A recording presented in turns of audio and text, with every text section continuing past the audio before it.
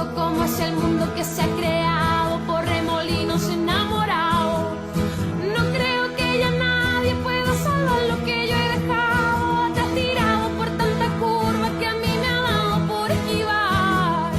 No creo que la culpa se vaya lejos si no hago espacio para que el presente se haga ancho, no tenga nada con que chocar.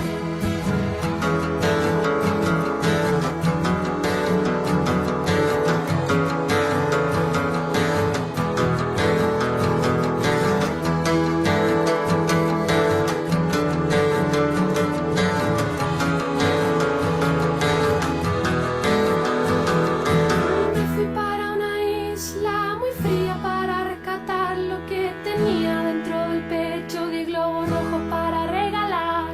Todas estas palabras no sirven mucho, yo sé muy bien que viene un viento y se lleva todo lo que quiere. Pero yo siempre puedo subirme a un árbol y recobrarme, tocar un ritmo un poco oscuro que va sacando todos los nudos.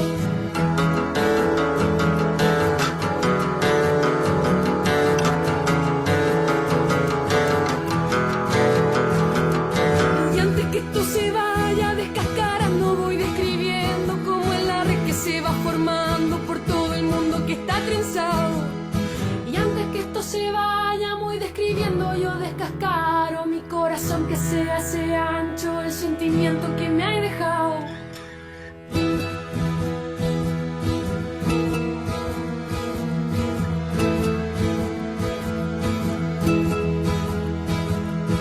No creo que ya nadie pueda salvar lo que yo he dejado atrás tirado por tanta curva que a mí me ha dado por esquivar. No creo que la culpa se vaya lejos si no hago espacio para que el presente se haga ancho, no tenga nada con que chocar.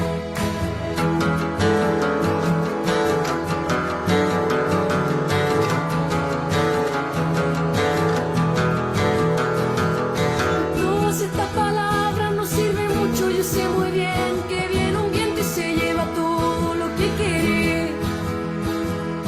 Pero yo siempre puedo subirme a un árbol y recobrarme, tocar un ritmo un poco oscuro que va sacando todos los nudos.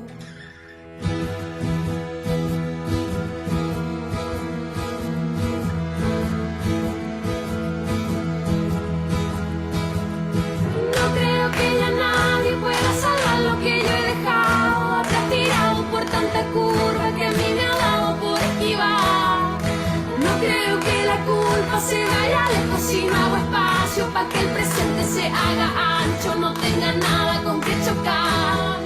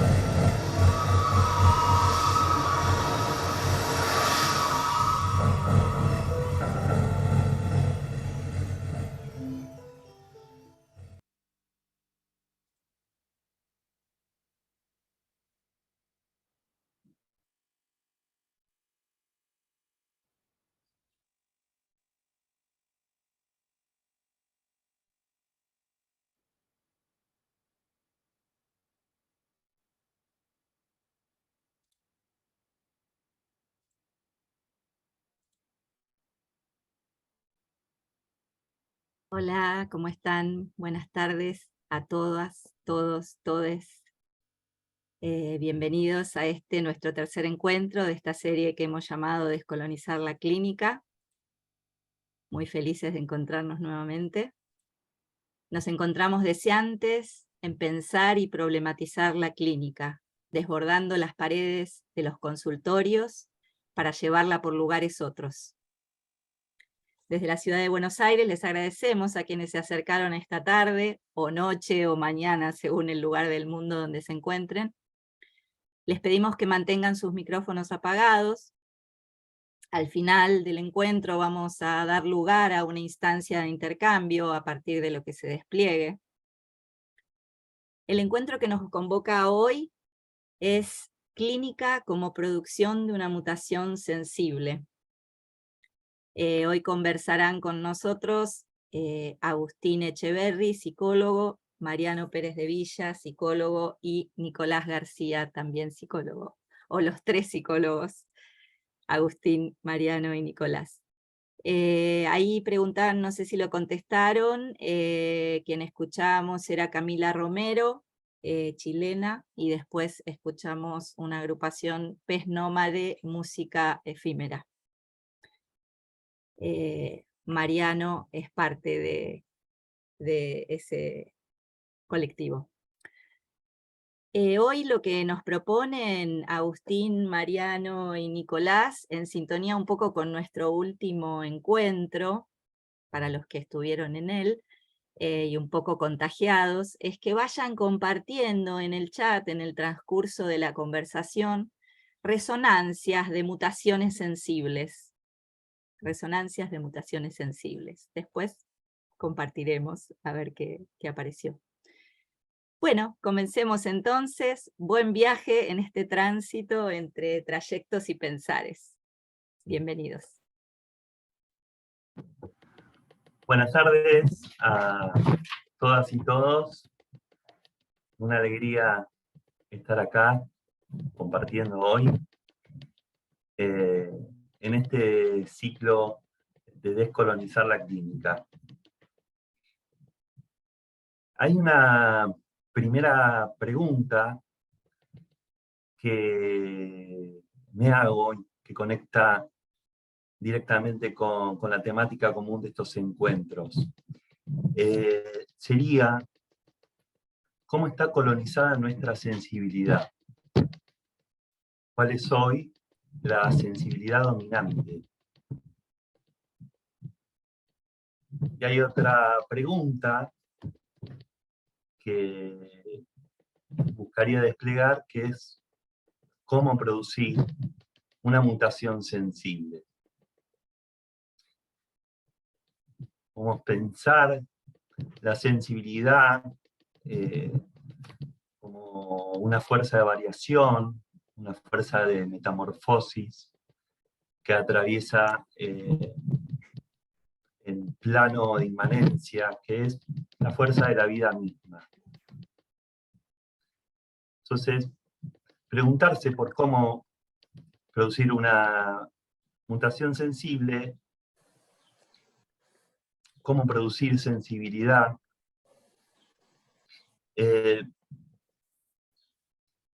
lleva a preguntarse por las condiciones. Y hay algo de esto que de alguna manera remite a la primera pregunta. Porque, al menos en una primera instancia, se trataría de pensar más bien cómo desarmar los mecanismos que impiden que esta sensibilidad actúe libremente, ¿no? Entonces, vuelvo a la primera pregunta, y entonces preguntarse cómo está colonizada hoy nuestra sensibilidad. Y me surgen dos palabras para describirla: adrenalina y anestesia. Anestesia, hay hoy una condición de sensibilidad aletargada, apagada, adormecida. A fin de cuentas, sin sensaciones. Anestesia en su etimología es sin sensaciones. Podría llevarnos a pensar en un proceso de colonización que está desconectando, que desconecta los cuerpos, el pensamiento y el afuera.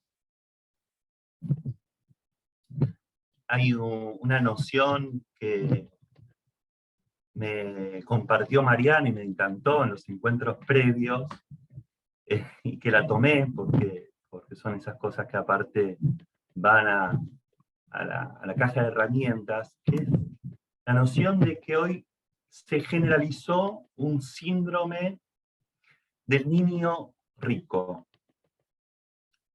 ¿Qué quiere decir esto? Se nos presenta lo ilimitado, se nos presentan ofertas ilimitadas, presentación de posibilidades ilimitadas, de opciones ilimitadas, pero todas estas opciones ya vienen determinadas, ya vienen prediseñadas, lo cual genera una sensación de debilidad existencial, donde ahí se inhibe la posibilidad de toda expresión creativa. Porque lo que nos vamos encontrando son con objetos, con gadgets específicos, con una suerte de prêt-à-porter, de estilo de la vida prêt-à-porter, ¿no? La adrenalina, por el otro lado, digamos, forma parte de un sistema de reacción que responde en un lado frente a las condiciones de precariedad real de nuestra existencia. Condiciones de precariedad laboral, condiciones de precariedad habitacional, condiciones de precariedad del medio ambiente, que directa o indirectamente nos va afectando, y provocan este sistema de reacción. Por otro lado, la adrenalina puede entenderse como un modo de enfrentarse a la propia anestesia,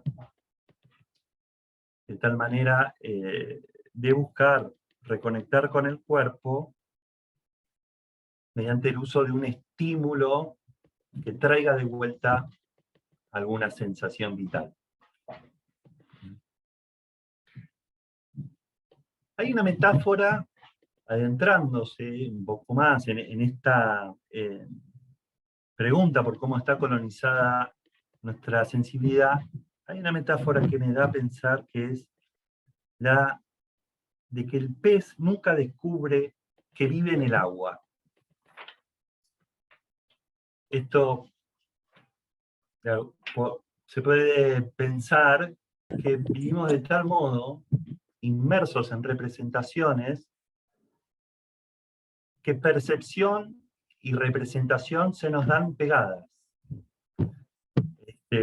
No hay posibilidad de distancia alguna entre lo que percibimos y representaciones que vienen ya con todo un bagaje de significaciones determinadas, de un sentido que ya está construido, y chapoteamos en esa agua donde lo que percibimos y lo que se representa es inmediato, sin distancia posible. El algoritmo, los algoritmos nos devuelven la música que nos gusta, las películas que nos gustan, las ideas políticas a las que somos afines, pero va produciendo toda una recursividad homogeneizante, donde la alteridad queda borrada, la alteridad queda impedida.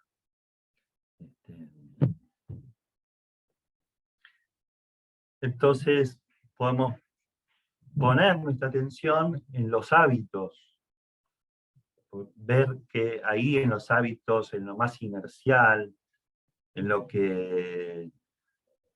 más en automático, en lo más inmediato, ahí está colonizada nuestra sensibilidad.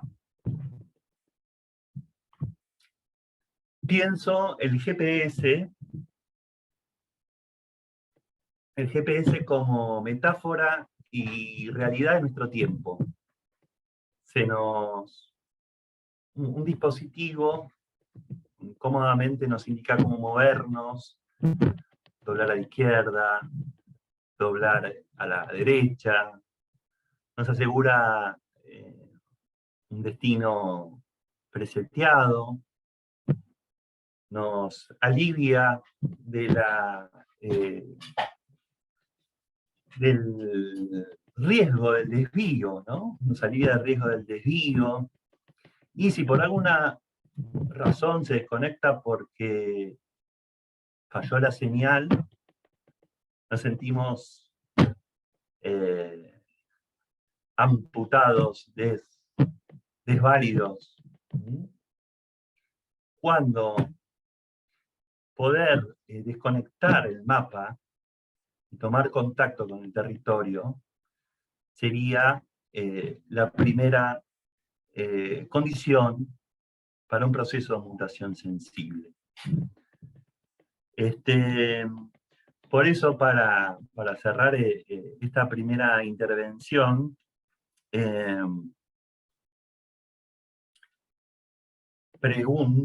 me pregunto y pregunto, claro, ¿cómo será pasar del hábito preformado a la expresión creativa? Implicaría por un lado la tarea de deshacer los hábitos, sabiendo, con una nota de cautela, porque sabemos que los hábitos es también lo que nos da cierto sentido de continuidad, identidad necesaria para no caotizarnos. Y por otro lado, recuperar la capacidad de perderse, de deambular, de entregarse a cierta errancia creativa. Y acá quiero traer un registro de antropología, una cita, y con esto voy cediendo el espacio,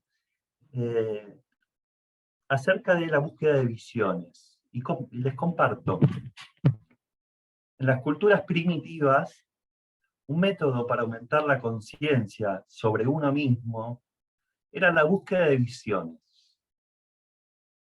La persona partiría a practicar esta búsqueda en tiempos de crisis, cuando se necesita una respuesta a un problema, como rito de iniciación a la etapa adulta, o simplemente como deseo de un mayor conocimiento de sí mismo.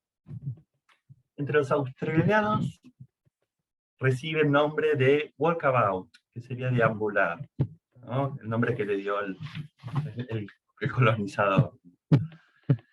La persona generalmente se va sola hacia una zona salvaje y buscando algún indicio, signo, que revelaría alguna verdad.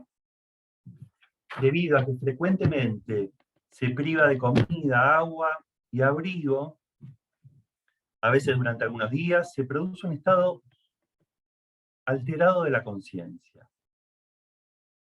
Esta mezcla de alteración de la conciencia y deseo de descubrimiento hace que suceda algo, una vivencia, un evento, un signo, de cualquier tipo, que provoca un impacto importante en la persona.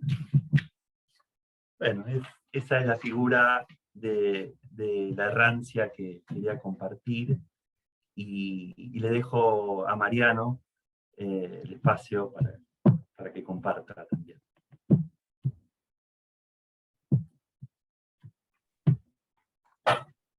Buenas tardes a todos. Bueno, me queda resonando lo que deja Agustín en cuanto a la cuestión de lo que se está planteando es la restauración del movimiento, ¿no? ¿El movimiento de qué? Movimiento de las fuerzas, ¿no? Y las fuerzas tienen un plano simbólico y también un plano de dirección, ¿no? Esto es muy importante, la direccionalidad, ¿no?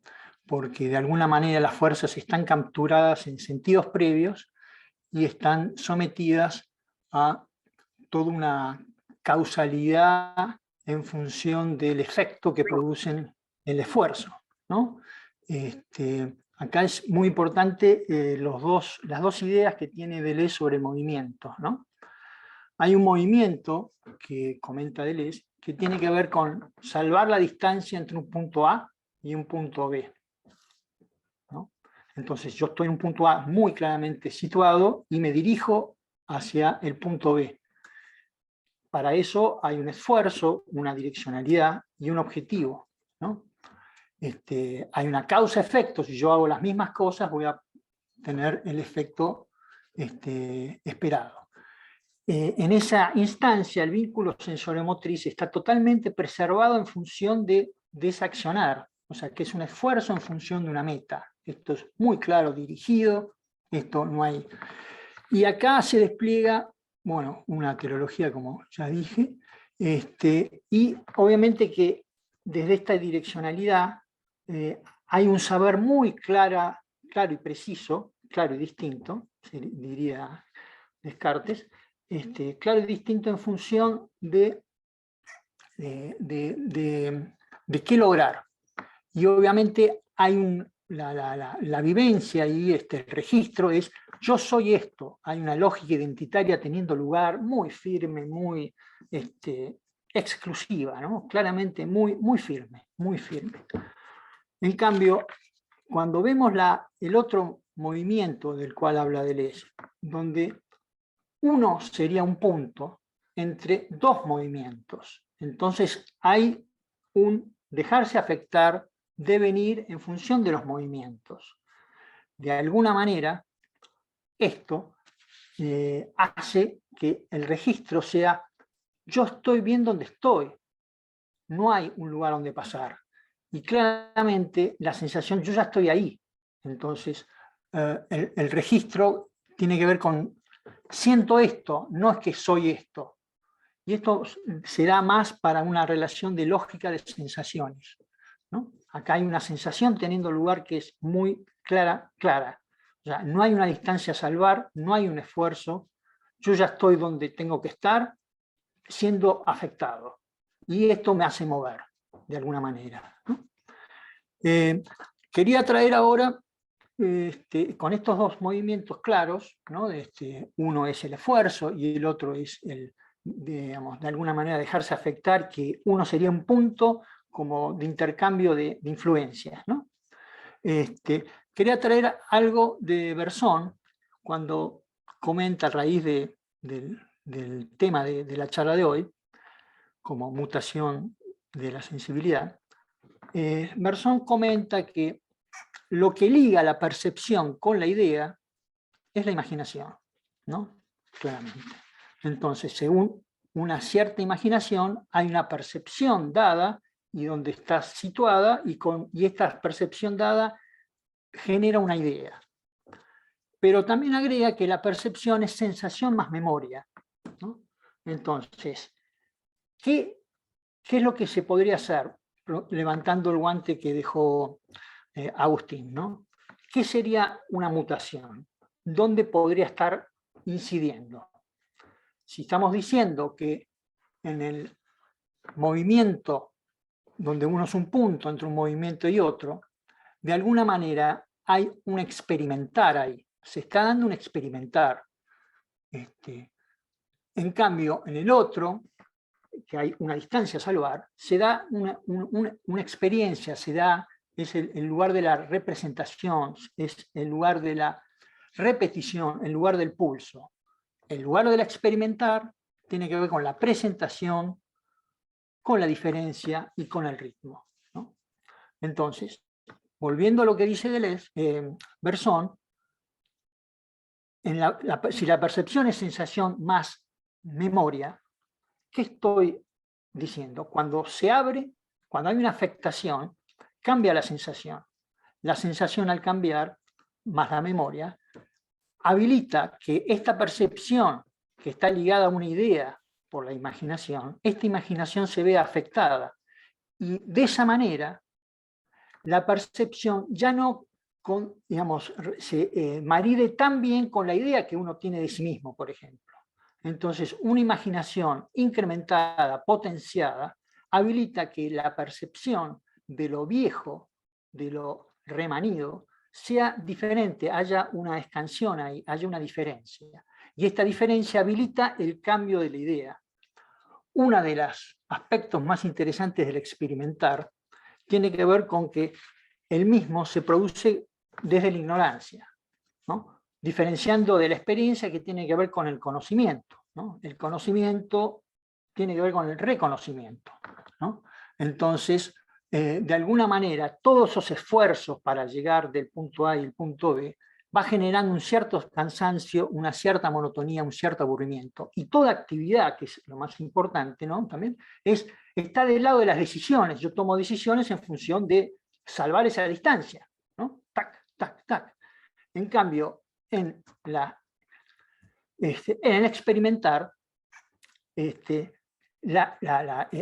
registro de estar en el lugar, que no hay que salvar ninguna distancia, cae, digamos, de alguna manera habilita el devenir de las fuerzas. Si, como veíamos antes, si una fuerza está capturada y tiene un componente direccional, a las afectaciones, estas fuerzas se ponen en movimiento, y este movimiento genera afectaciones y genera nuevas percepciones y nuevas sensaciones. Las sensaciones generan nuevas percepciones, y de alguna manera se puede revisar esa idea de sí mismo que uno tiene, ¿no? Entonces ahí habría todo un circuito que está abrevando también en un otro concepto que tiene Deleuze, que tiene que ver con que la conciencia es sumamente clara en la experiencia. O sea, se tiene claro y distintamente el objetivo, entonces el esfuerzo está en función de eso. En cambio, una conciencia oscura, que es la que promueve Berzón, ¿qué es lo que estaría habilitando? Estaría habilitando que la conciencia oscura sea iluminada por los objetos, por las cosas. La conciencia es una conciencia iluminada que va hacia afuera e ilumina. Y obviamente con esa iluminación hay toda una cantidad de mandatos y miradas previas. En cambio, en la conciencia oscura se deja iluminar, se deja afectar, promoviendo una otra sensibilidad y promoviendo claramente un devenir de las fuerzas y de los signos, ¿no? También en la experiencia se da que el saber no se confunde con el pensar, ¿no? Entonces, y ese conocimiento, en ese tipo de conocimiento hay una exigencia muy grande por una idea de la forma, por una idea de lo ideal. Entonces todo el esfuerzo está en función de lograr ese ideal, de lograr esa buena forma, ¿no? Entonces para eso está el esfuerzo, por eso están las comparaciones y toda la cantidad de ítems que, que están en función de cómo lograr esa buena forma. O sea, y como la buena forma, la forma ideal, por definición, no se puede lograr, de alguna manera hay una impotentización de todas las capacidades creativas ahí, ¿no? En cambio, en el experimentar, lo que se estaría dando es la expresión de una potencia.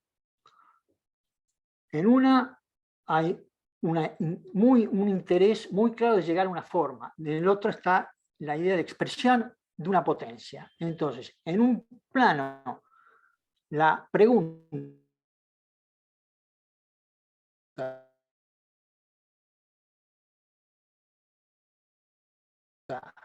de lograr una respuesta. En cambio, cuando se pone el cuerpo, cuando de alguna manera los devenires afectan y tiene que ver con la lógica de la sensación, las preguntas son llevadas a la potencia del cuerpo y el cuerpo no responde, sino que expresa. Esto es una diferencia sumamente importante, ¿no? Obviamente, del lado de la experiencia hay toda una previsibilidad, hay una continuidad de habitualidades, tiene una mirada cartesiana, lo claro y distinto versus lo confuso y lo oscuro, ¿no? Lo claro y distinto es el que pone el norte en función del esfuerzo, y para evitar lo confuso y lo oscuro, y sobre todo lo confuso, que de alguna manera vendría a hacer un desvío a la direccionalidad de la fuerza, ¿no? En cambio, en el experimentar, como dije antes, se experimenta desde la ignorancia. Entonces, ahí se produce es el reino del ayón, del olvido, la posibilidad del olvido de esta imaginación que me pienso que yo no puedo hacer eso, pero de alguna manera en esa afectación me doy cuenta que tengo que correrme esa idea que uno tiene de uno mismo para habilitar otro signo que aparezca, otra afectación, ¿no? Después, el lado de la experiencia está toda la historia, toda una historia, todas relaciones causa-efecto, y donde se explica cualquier tipo de transformación, evolución, y donde el modelo es sumamente importante, ¿no? Hay un modelo y hay un esfuerzo en función de lograr ese modelo, ¿no? Entonces, todo desvío es, de alguna manera, cortado, inhibido en función de preservar ese modelo, la buena forma, ¿no? En cambio, en el experimentar se estaría dando la posibilidad de un relato que está más a las multiplicidades de sentido. Entonces, lo acontecimental sería interesante pensarlo como el hecho de llevar las preguntas a las potencias del cuerpo termina siendo acontecimental en sí mismo. O sea, que esto es lo que habilita una deformación de lo dado, y ahí aparece una gran diferencia con el otro modelo. En la experiencia prima la explicación en función de echar luz a las cosas, sobre las cosas, en función de, bueno, de cumplimentar el modelo que tanto nos importa. En cambio, en el lado de la experimentación está toda esta posibilidad ligada a la producción de una expresión, o sea, está en función digamos, de la expresión de una o sea, sí, que venga a la presencia una expresión, ¿no? Entonces, el relato funciona como una diferencia, y en esta diferenciación aparecen nuevos sentidos.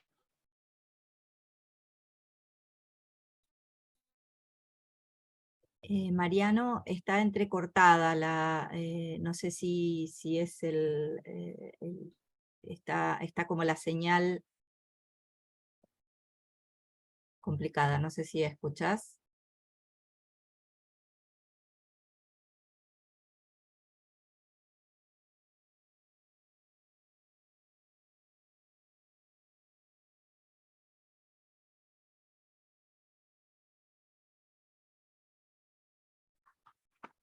Señala que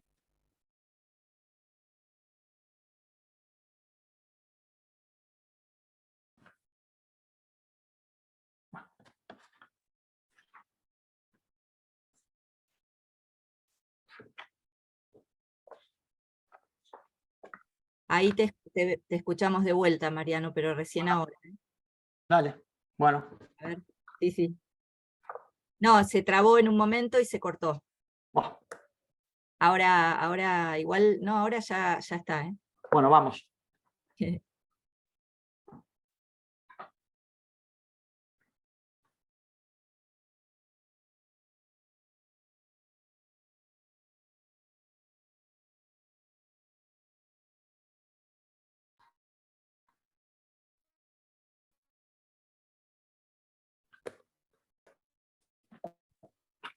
escuchamos, ¿eh? No sé.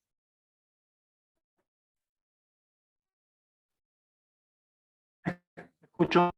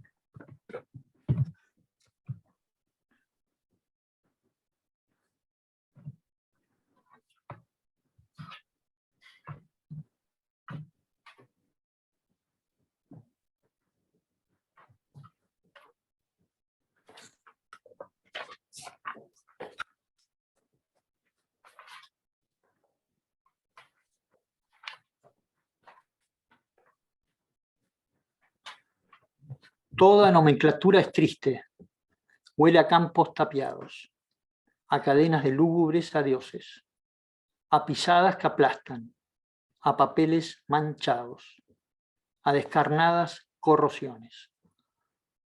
Aunque se enumeraran ángeles, aunque se encolumnaran rosas, aunque se indizaran amores, toda nomenclatura traba la azul enredadera, cuyos brotes demuestran que el silencio es un verbo. Toda nomenclatura atrasa el reloj sin cuadrante del ritmo que es la vida.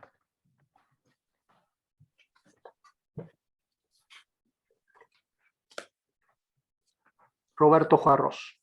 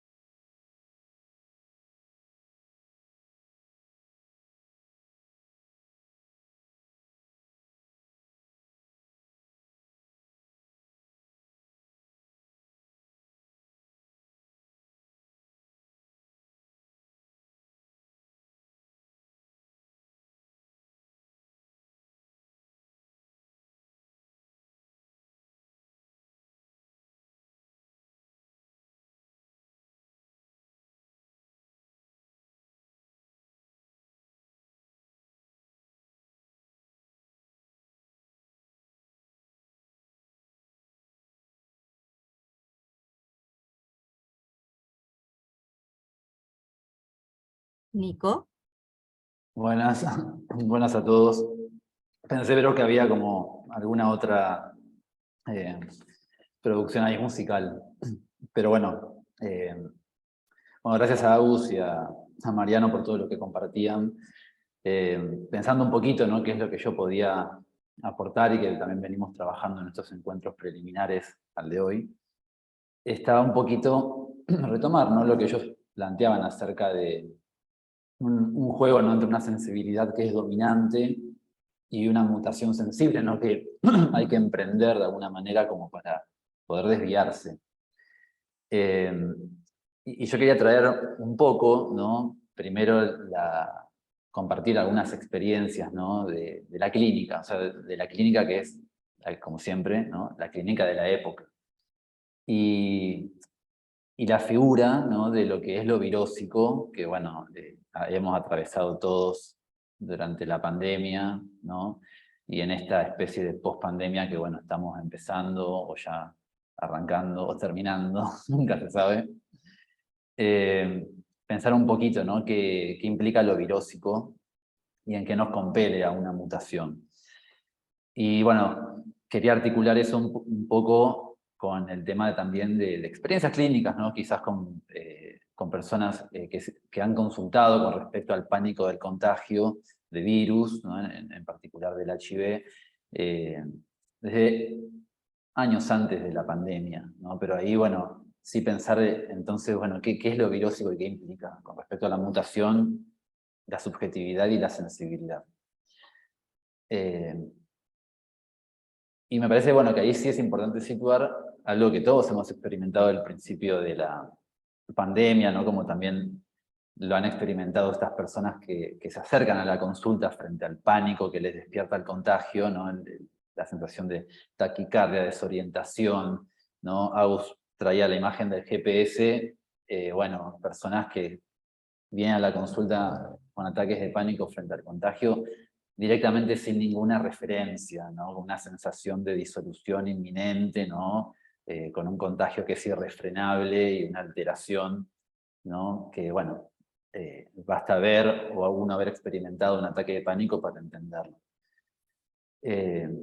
Y si uno no lo experimentó o no lo vio, bueno, es porque no estuvo en este mundo, porque cuando esto en marzo del 2020 surge el tema de la pandemia, bueno, todos lo veíamos, ¿no? Se veía en los noticieros, se veía en la calle, esta sensación de contagio, de pérdida de cualquier referencia, de una velocidad irrefrenable de algo que venía y que de alguna manera nos diluía, ¿no? Hubo un momento ahí de una apertura terrible, ¿no? De un día para el otro, empezamos como a todos a cautizarnos y decir, bueno, ¿qué es esto? ¿En qué mundo vivimos? Hay un mundo, hay un virus que está barriendo todo, ¿no? Y bueno, sobre eso entonces pensar un poquito qué implica la mutación, ¿no? La mutación se convierte entonces, ¿no? Descarnada, o sea, la mutación desensibilizada, como fue la que se vivió ahí en la pandemia al principio, ¿no? O irrumpió, o como estas personas, que también es importante situarlo, ¿no? Consultaban frente al contagio de HIV, y siempre las que consultaron frente a ese contagio, por lo menos en mi clínica, siempre eran homosexuales, ¿no? Nunca heteros y demás. Pero bueno, sí consultaban con una experiencia de caos, ¿no? Una experiencia de caos irrefrenable, que un poco, bueno, para los que lo han leído y los que no les comparto, que es la filosofía de Deleuze y Guattari, ellos definen, ¿no? Qué es el caos, y ahí lo que nos dicen es que el caos se define menos por su desorden, ¿sí? Que por la velocidad infinita en la que se fuma cualquier forma que se esboce en su interior, ¿sí? Es un vacío que no es una nada, sino un virtual que contiene todas las partículas posibles y extrae todas las formas posibles que surgen para desvanecerse en el acto, sin consistencia, sin referencia y sin consecuencia. Es una velocidad infinita. Bueno, ahí justamente en esta sensación de pánico es lo que se experimenta, en una velocidad infinita, taquicardia, sudoración. Uno realmente ahí pierde, ¿no? Cualquier clase de referencia, de causas y de consecuencias. Ahora, si uno presta atención entonces a esto, claro, la mutación, ¿no? Nos contacta con ese caos. ¿Y por qué, no? ¿Por qué la figura de lo virósico? Porque justamente lo virósico, si bien es algo que, tomando también un poquito lo que traía Agus, ¿no? Mantiene ese hábito, ¿no? Porque es una estructura, no es algo que también se mantiene, que se replica y se repite, ¿no? El virus se repite y se replica, al mismo tiempo lo hace exclusivamente para conectarse con la mutación, ¿no? Porque el virus, justamente, y esto lo hemos visto todos con el tema del COVID, ¿no? El virus persiste mientras puede variar, ¿no? Mutar. Y para mutar, obviamente, encuentra ahí lo azaroso, ¿no? El caos, que hace esto que es impredecible, imposible de ubicar cuándo va a suceder. Entonces, al conectarnos con el caos, lo que hace, lo que decíamos recién, que se experimenta en el pánico, es diluir las formas, ¿no? Diluir las formas, o uno puede también pensar, ponerlas a prueba, ¿no?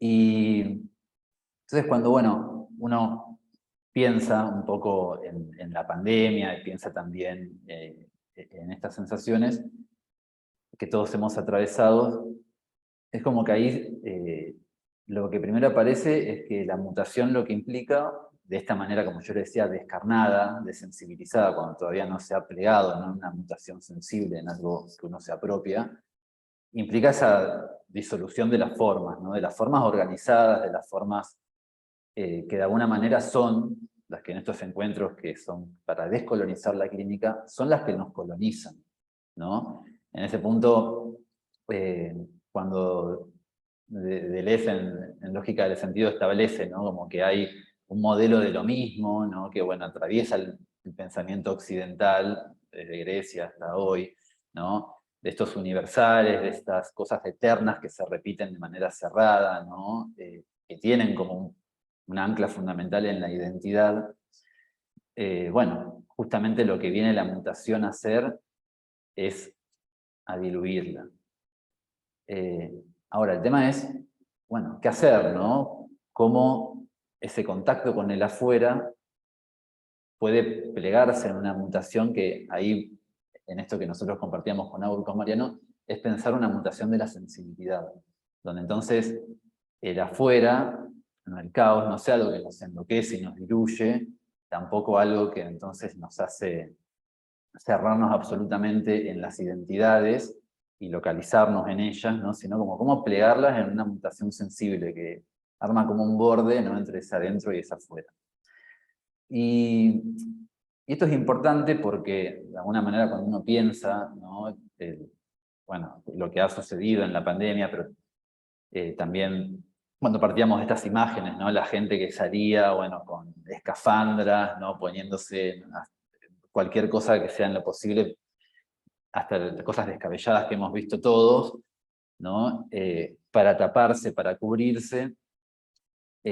También es una resonancia muy fuerte con la clínica, ¿no? Como yo les decía, bueno, pacientes homosexuales que han consultado ahí frente al contagio del HIV, a la posibilidad siquiera del contagio, donde lo que aparece ahí es una sensación de disolución del cuerpo, ¿no? Y del cuerpo y de la subjetividad. Porque la forma de lo virósico, de hecho, tiene una cuestión que es muy compleja, y si uno lo puede pensar también muy enloquecedora, que es que todo el tiempo roza, ¿no? La disolución de la otredad, ¿no?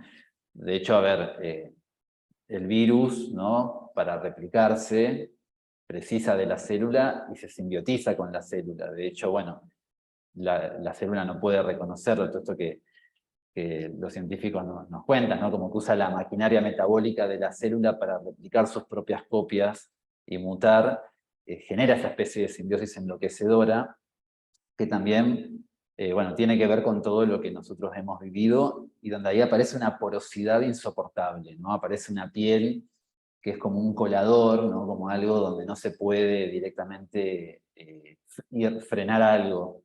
Esas son las velocidades del caos. Ahora, en la clínica uno lo que también constata es que si uno no hace ese pliegue del afuera, ¿no? Y se implica en una mutación sensible, rápidamente lo que aparece son las respuestas defensivas, ¿no? El reforzamiento ahí de las identidades y de los saberes, como decía Mariano, ¿no? Porque en definitiva la identidad también es la estabilidad de un saber y de un movimiento localizado. Y bueno, creo que también eso no solo se constata en la clínica cuando frente a veces a un ataque de pánico como estos, aparecen rápidamente, ¿no? Esta sensación de disolución de los bordes de uno y también de disolución de la otredad, porque ya ni siquiera es un otro que me contagió, es un virus que me enloquece y que me simbiotiza con él.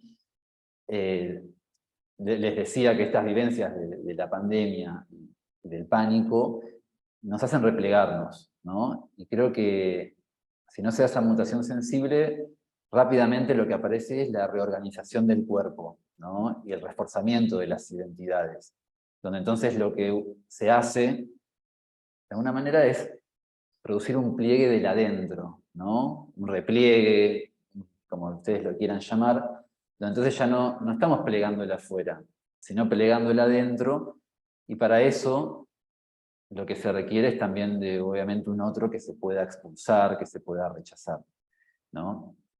Y eso no solo tiene efectos en la clínica de personas que frente al posible contagio del virus, ¿no? Empiezan a localizar, no, bueno, pero entonces me puse preservativo, no me puse, para poner cada vez más distancia de esos otros y volver a la normalidad, sino que también eso implica nuestra época, ¿no? Nuestra época donde a nivel mundial estamos viviendo justamente un reforzamiento de las identidades, un reforzamiento, ¿no? También de las localizaciones, ¿no? Fíjense que en la pandemia, después de una apertura muy fuerte, donde se convocó hasta a reimaginar la sociedad, el mundo, etc. Bueno, hoy por hoy estamos muchas veces mucho más aislados, ¿no? Localizados en nuestras casas. Y ahí, bueno, la pantalla, ¿no? Que bueno, hoy es lo que nos comunica en pos de una mutación sensible, corre el riesgo de volverse ya un muro, ¿no? Y uno ahí encerrarse, ¿no? Y en todo caso rechazar lo otro y también rigidizarse. Entonces, bueno, de alguna manera esto conlleva, ¿no? Un fascismo latente muy fuerte, que es el que estamos de alguna manera experimentando hoy, donde nos encontramos frente a esta pregunta, ¿no? Decir, bueno, a ver, entonces, ¿qué podemos hacer para evitar esto que se puede volver tan binario, ¿no? Entre un cierre todavía más defensivo, ¿no? Entonces lo que importa es mi individualidad, donde hay que rechazar lo otro, no hay que rechazar lo diferente, defenderse del afuera, y en todo caso imponer mi voluntad, lo que yo quiero, mi libertad, ¿no? Y demás. ¿Qué nos vamos a quedar después, en definitiva, si no? Bueno, hasta que aparezca otra mutación que venga a descodificarnos absolutamente, o vamos a implicarnos en una mutación sensible, ¿no? Como decía Mariano, la implicación, ¿no? Lo que me implica, lo que intensivamente me afecta. Bueno, quizás un poco eso implica, retomando también la propuesta de Agus, poder empezar a romper, ¿no? Con aquello que nos arma una sensibilidad dominante, ¿no? Y la sensibilidad dominante implica esos modelos identitarios, esa violencia, ¿sí? Esa dominación y rechazo sobre lo otro. Bueno, después quizás en un nuevo bloque trataremos de pensar algunas perspectivas, pero ahora, bueno, cedo la palabra también a mis compañeros.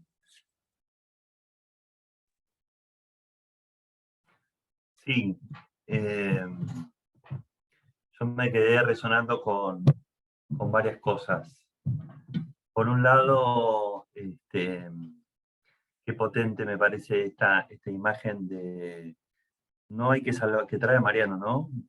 No hay que salvar ninguna distancia. La idea de que no hay que llegar a ningún lado.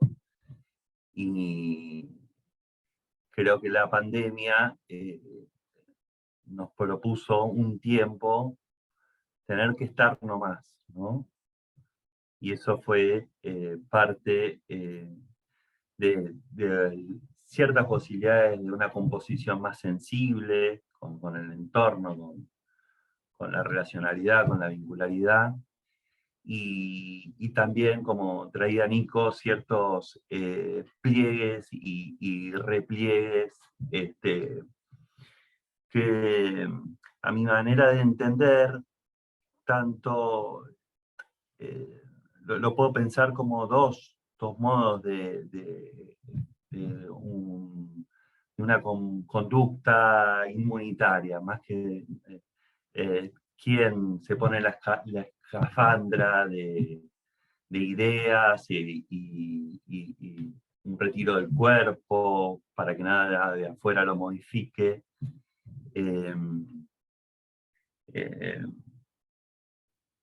Es tan insensible como quien va hacia el afuera sin perder el mapa. Va hacia el afuera sin perder el mapa, porque está arrojándose hacia un territorio conducido por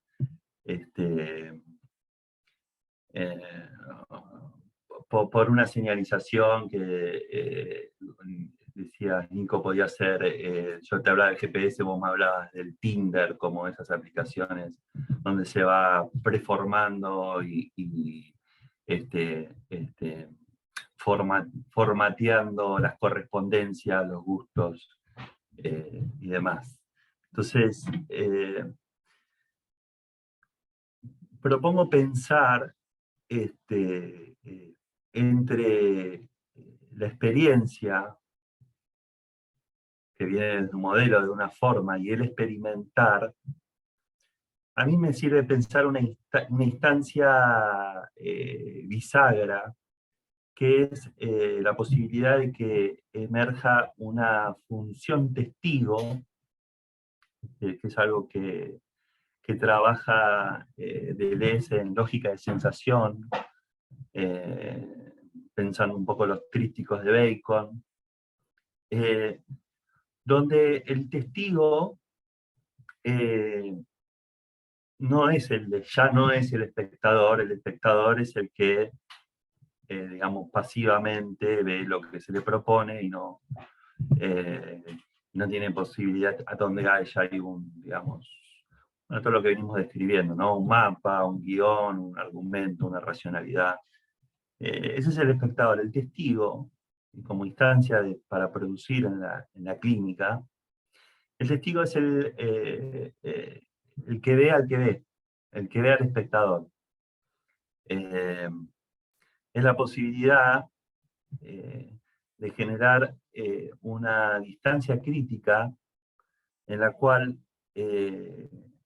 uno mismo se ve como en una obra de teatro al mismo tiempo como personaje y como espectador, o más bien como testigo. Por eso propongo traer este concepto de función testigo, el cual produce la posibilidad de un cambio de conciencia, u otro modo de conciencia,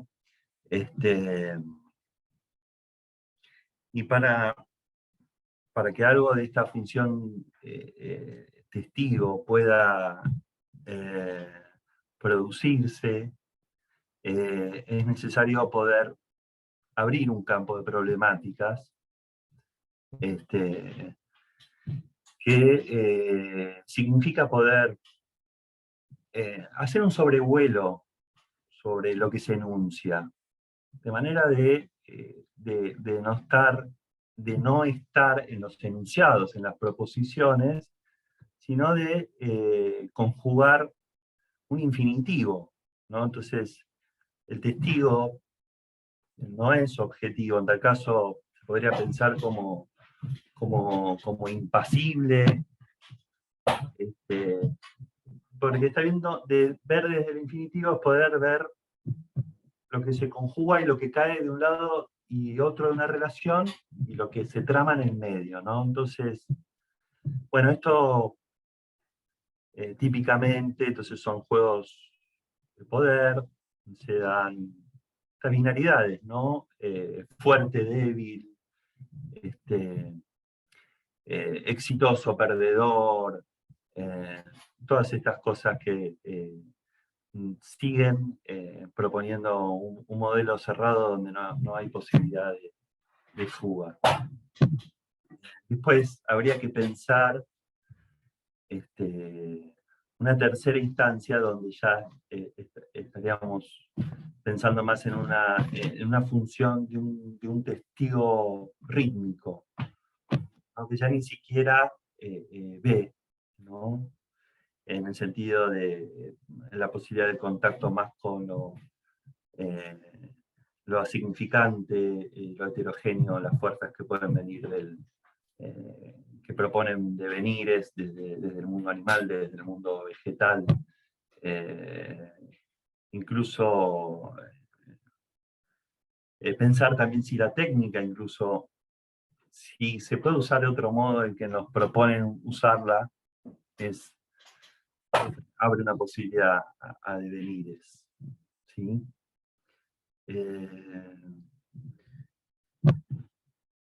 Otra manera de ver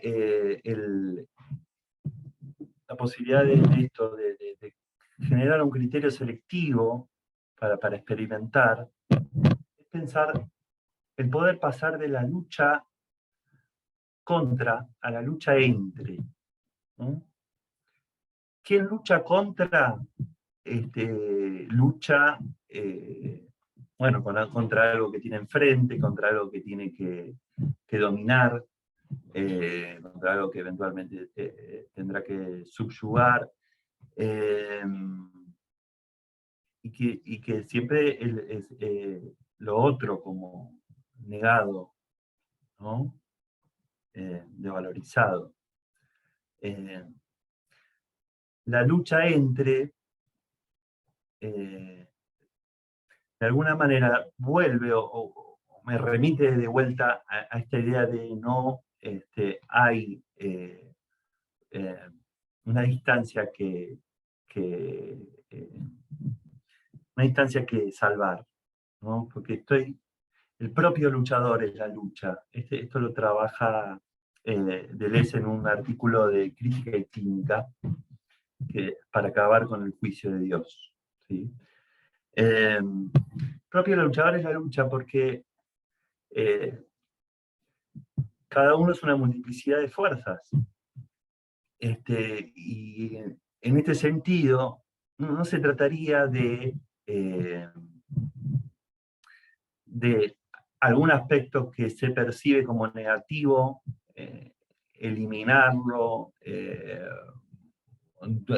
producir un estado de dominación, no, sino se trata de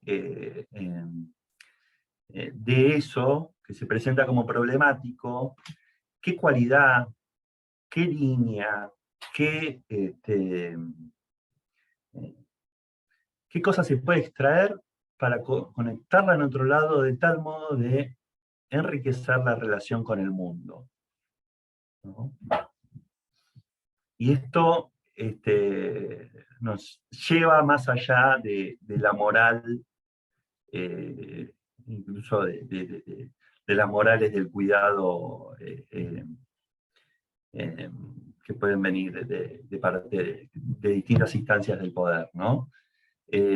Hay todo en el terreno del trabajo más artístico, pero también se puede pensar en el trabajo con los sueños. Hay, por ejemplo, cuando se trabaja con máscaras de la comedia del arte, de repente hay ciertas máscaras que proyectan cualidades que generalmente negamos. Entonces,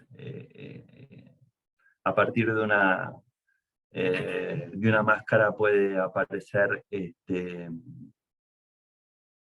por ejemplo, la cualidad de algo tan problemático como un violador.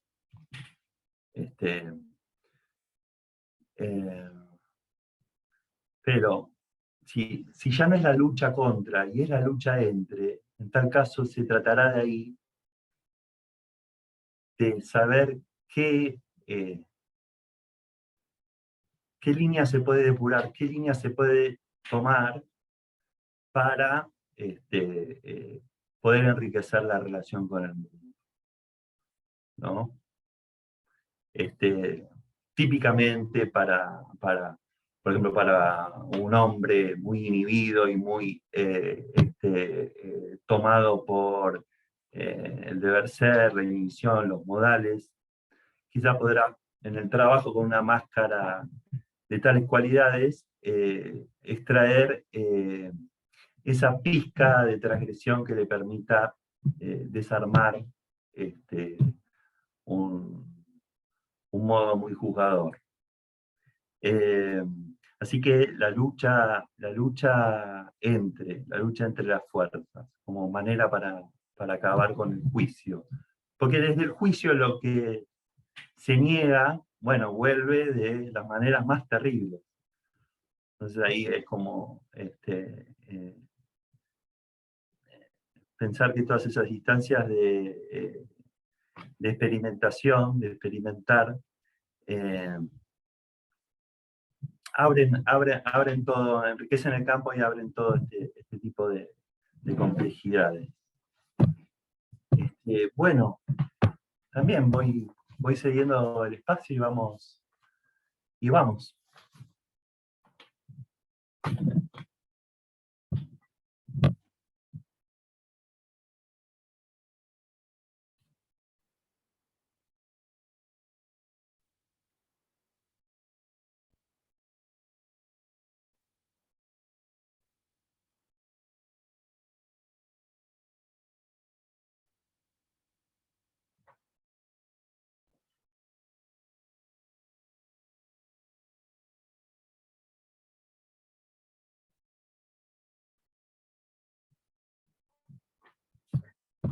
El resonante no juzga, no interpreta, vibra. La vibración es un tono musical, una inclinación del ánimo, una modulación, algo que posee el conocimiento de las claves musicales, puede actuar a distancia, homeopáticamente. Allí, donde se generó el sonido, puede recomponer lo que fue herido, suavizar el gemido, entonarlo de vuelta al canto. Chantal Marial.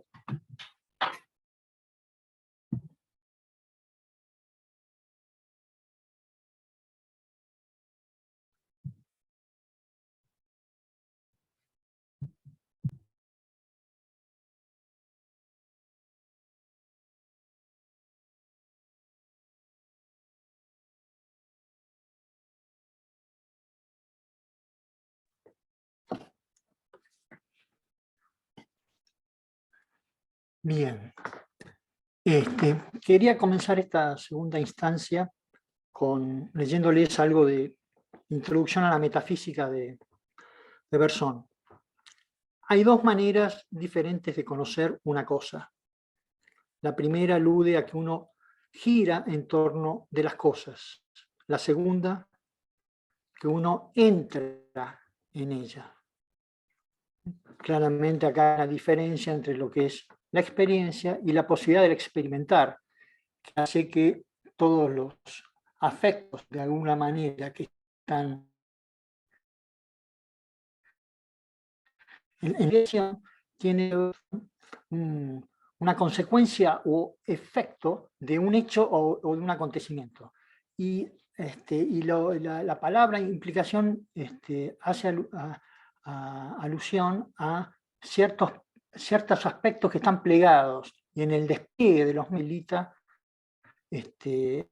¿no? Lo nuevo, de alguna manera. Esto claramente es la diferencia entre lo que es un conocimiento desde la experiencia y otro desde la inmersivo. Después sigo con la cita. La primera depende del punto de vista donde uno se coloque y de los símbolos por los que se expresa. La segunda suprime todos los puntos de vista y no se apoya en ningún símbolo. Nuevamente, es esta posibilidad que es correrse de todos los rigideces, mandatos y deberes ser en los cuales uno está inmerso. Sigo citando. Del primer conocimiento se dirá que se detiene en lo relativo. Del segundo, siempre que sea posible, que alcanza lo absoluto, ¿no? Acá es... siempre hay relativo según la perspectiva, ¿no? Esto marida con un poco con lo que dice Nietzsche, ¿no? Estas cosas es así, ¿no? Bueno, depende para quién, hay que preguntar para quién, y ahí es donde sitúa esa mirada, ¿no? En cambio, en el otro conocimiento es absoluto, es este registro, ¿no? Para dar un ejemplo, se me ocurre contar un sueño, pensar el sueño como un signo que aparece en el mapa de esa persona, que le plantea una pregunta clara y precisa. Es un sueño que hay un perro en el palier de esta persona y el perro quiere entrar y se agarra con las patas delanteras del marco y la persona, el paciente, tiene más de 40 años, es un varón, trata de cerrar la puerta. El perro pelea tanto que al final lo deja entrar, ¿no? Es una persona que, bueno, nunca pensó en su vida en tener un animal, nada de eso, y es una persona bastante desafectivizada y con dificultades para relacionarse, sobre todo con las mujeres. De alguna manera, yo tomé ese sueño y lo seguí cultivando a lo largo de unos cuantos meses. O sea, yo de alguna manera decía, bueno, esto está presente, le has puesto nombre al perro, le has dicho, ¿qué le das de comer? O sea, permanentemente traté de que estuviese vivo eso, ¿no? Ese sueño. El perro, de alguna manera, le empezó a habilitar un cambio de sensibilidad. Una expareja le dice si le puede cuidar un gato, el gato va a su casa, y en ese mes que está en su casa, se produce un cambio de sensibilidad, se produce, lo veía por la pantalla, y era un otro estar de esta persona, un otro estar pero muy diferente, muy diferente. Había una sonrisa, un semblante muy apacible, estaba muy cómodo donde estaba, hablaba de otra manera de sus dificultades, ¿no? Esto, de alguna manera, terminó consiguiéndose un gato para él, ¿no? Entonces, de alguna manera, hay algo de la idea de sí mismo que él no podía tener un animal, no podía ser afectuoso, no podía ser algo de esos meses, se fue horadando esa idea, ese registro de él mismo, la idea que tiene de él mismo, se fue modificando, ¿no? Entonces, en este experimentar con un gato, de alguna manera le habilitó otras cosas, ¿no? Claramente. Acá hay algo que es la importancia, del, dije recién, un sueño es un mapeo, hay algo que aparece, ¿no? Y no es algo personal, ¿no? Porque la pregunta, un sueño como pregunta, no es algo personal, es algo que maquina, que está en el mapa, ¿no? Entonces, de alguna manera, no es la relación que él tiene con los perros, es un perro en sí mismo que va aflojando esta sensibilidad. Y en última instancia, no es un perro, sino es lo perro, las multiplicidad de sentidos que puede tener eso. Y esto es abrirse a esa multiplicidad donde uno no sabe, porque no es un perro, no es darle sustantivarlo, sino de alguna manera poner una cualidad, como una cualidad. Y esto es muy interesante, porque todo el material onírico plantea siempre preguntas, y cuando uno puede trabajar el material onírico con el cuerpo, de alguna manera instala esos elementos en el cuerpo para que sigan desplegándose, y que en ese desplegarse lo acontecimental sea justamente ese despliegue de esa pregunta, que justamente, como decíamos antes, el preguntar, el cuerpo no va a responder, sino que va a expresarse, va a seguir expresándose. Entonces, ¿y cómo se hace esto? ¿No? Hay un registro de...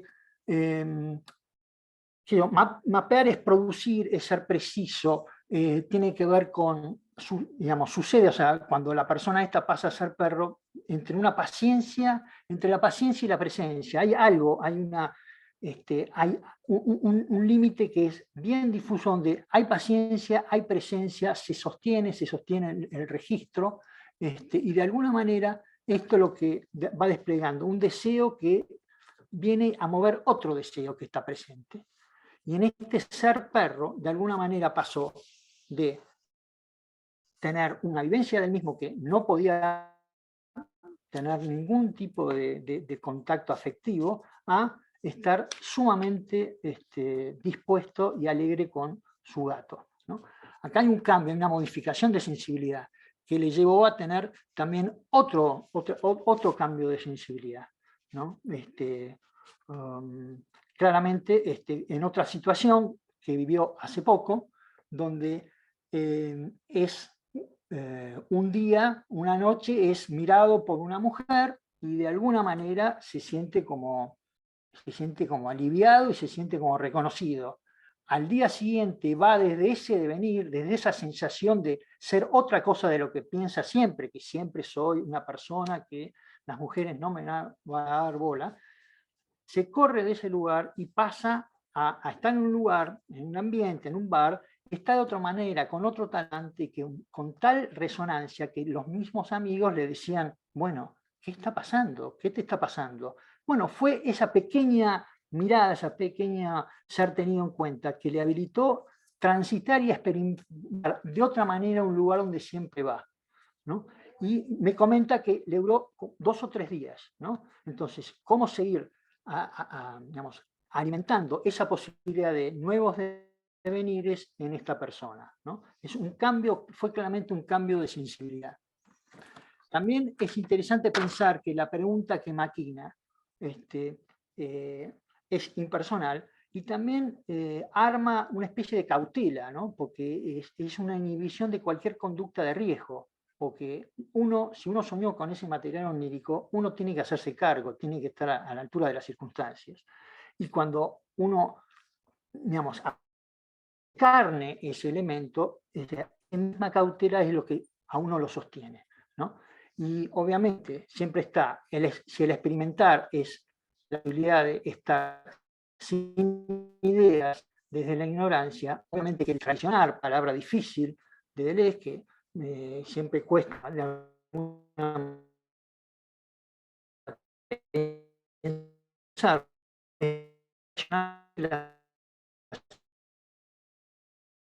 Mariano, se entrecorta. Yo quité un no poquito se el deja video para afectar, ver. cuando se da Hola, Mariano, se entrecorta.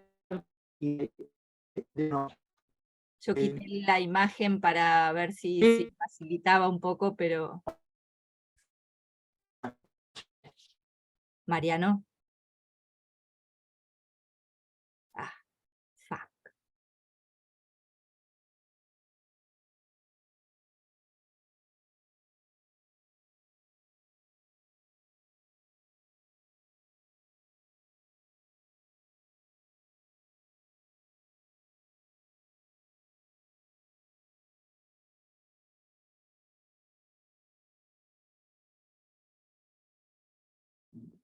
Vero, ¿querés que arranco yo y le damos unos minutos al final a ver si quiere cerrar la idea?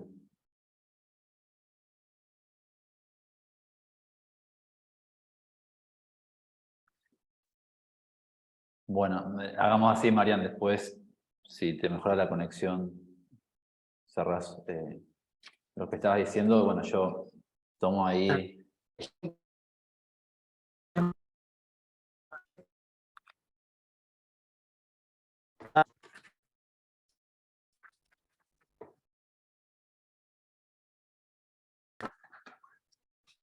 Mariano, ahí estás, pero podés activar tu video. bueno, acá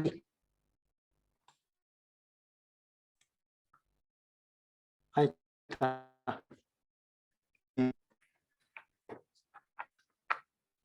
Bien, bueno. Activa el bueno, video, Mariana, si te vemos un cachito, disculpa, pero yo lo saqué, pero no se puede volver a poner, si no sí. lo activás vos. No, sí, sí. Ahí está. Bueno, no, como idea final es un poco de alguna manera el tema del devenir tiene que ver con que lo sano es lo que sigue componiendo de alguna manera, ¿no? En el decir de Bersón, lo vivo es aquello que se encuentra con un obstáculo y lo transforma en un medio, ¿no? O sea, entonces, poniendo en jaque toda idea de algo que sea confuso u oscuro, ¿no? Y habilitando la posibilidad de lo vivo, ¿no? Yo antes ya había comentado en el primer corte, donde estaba dando lo claro y distinto versus lo confuso y lo oscuro. De alguna manera, al experimentar, lo que estaría intentando es distinguir de un fondo de oscuridad que es irreductible. Y hay un fondo de oscuridad que de alguna manera es la que sigue produciendo nuevos sentidos, ¿no? Y también está bueno pensar, lo interesante es interesencias entre dos, digamos, espacios, entre dos puntos que generan un espacio, es hacer devenir en el medio, en el entre, ¿no? Y esto tiene que ver con el interés, ¿no? Es hacer devenir esas fuerzas que están de alguna manera ya consolidadas y quizás capturadas en cierto punto de vista y, bueno, habilitar el devenir de las mismas. Bueno, cedo la palabra.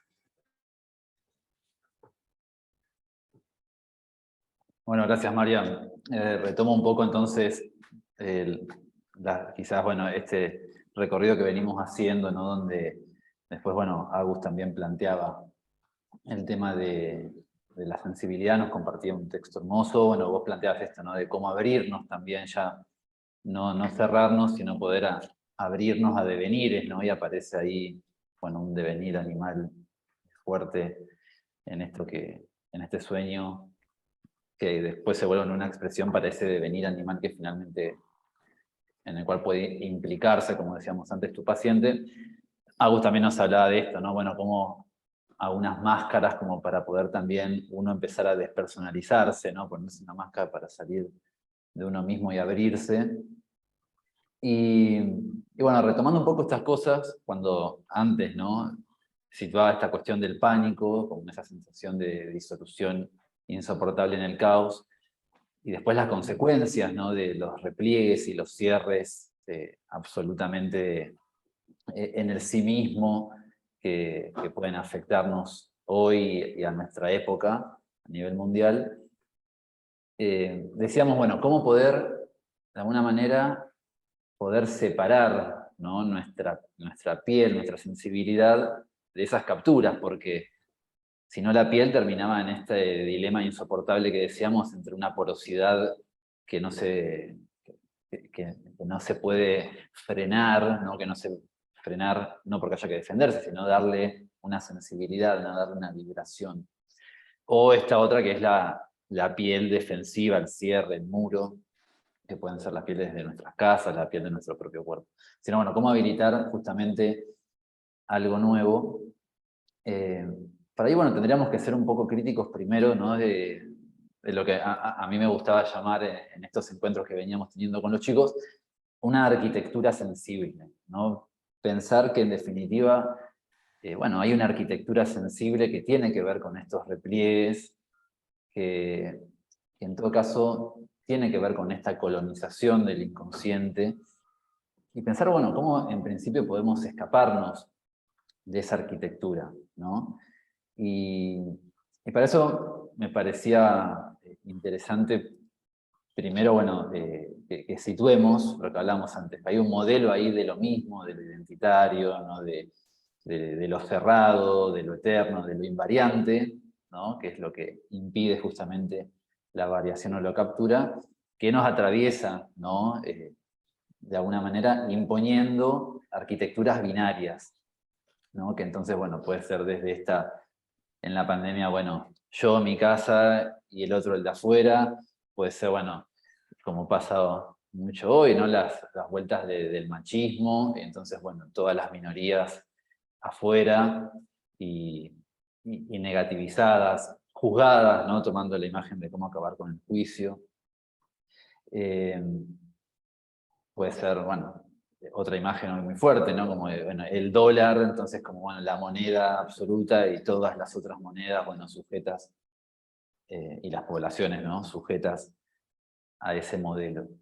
Entonces, ahí uno piensa y dice, bueno, en definitiva, fíjense, vamos delimitando una arquitectura donde está lo mío y está lo otro, que lo otro tiene que ser expulsado, como decíamos antes, para asegurarse que no haya variación, para asegurarse que no haya una mutación que después venga y nos enloquezca.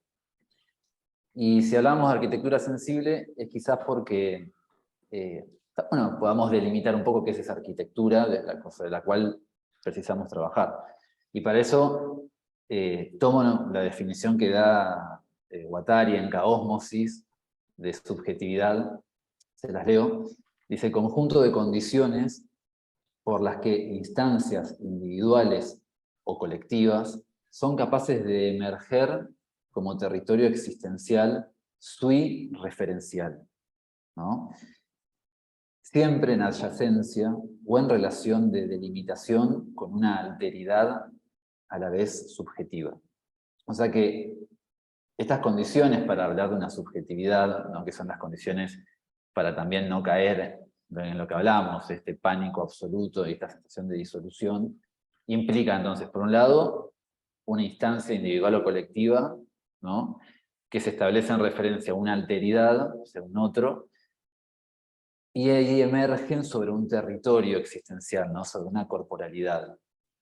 Y fíjense que entonces, si tomamos todo un poco lo que venimos hablando, el juicio, el rechazo, el cierre, el individualismo, la identidad, bueno, hay una arquitectura sensible que nos viene atravesando como un mecanismo de colonización que tiene que ver con esta, ¿no?, este establecimiento de binario, este par binario, ¿no?, cerrado, entre un sujeto y un objeto, ¿no?, entre un yo y un otro al cual se rechaza, que entonces garantiza mi identidad mediante el rechazo de ese otro, y que arma un cuerpo, un territorio cerrado, ¿no? Donde ahí, bueno, el agujero por el cual uno podría fugarse de ese territorio es un agujero, bueno, que evidentemente es el agujero de la castración, de la falta, ¿no? Donde ahí justamente hay que defenderse,